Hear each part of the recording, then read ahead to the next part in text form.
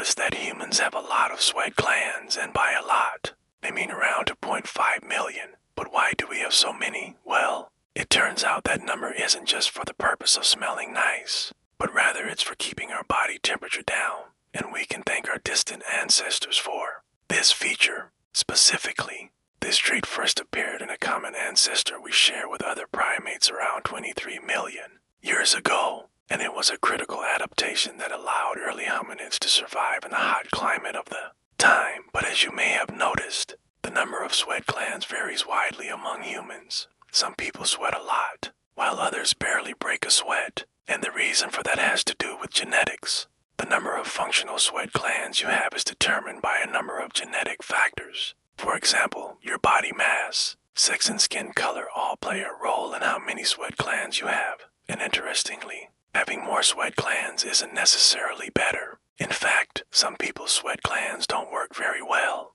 which can lead to overheating and even heat stroke. And while we're talking about the dangers of sweating, it's worth mentioning that the opposite can also be a problem. Not sweating enough can be just as dangerous as sweating too much. That's because when you sweat, you lose water and salt, and if you don't replace those fluids, you can become dehydrated. Dehydration can cause a number of problems, including kidney failure, seizures, and even death.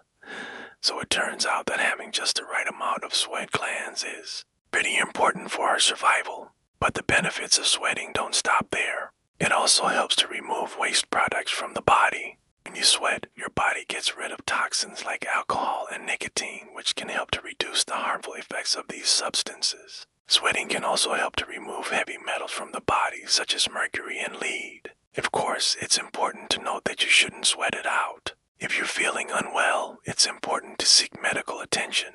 But in general, sweating is a natural and healthy way to detoxify your body. So next time you feel a sweat coming on, don't try to fight it. Just let it happen and enjoy the benefits. Unless you're in the middle of an important meeting or something, then by all means try to contain your sweat. I don't know, depends on the meeting. Do you think your boss would be understanding if you broke into a cold sweat during that big presentation? Probably not. Thanks for watching, and remember, don't hate the player, hate the game. Unless the player is also the game, then just hate them.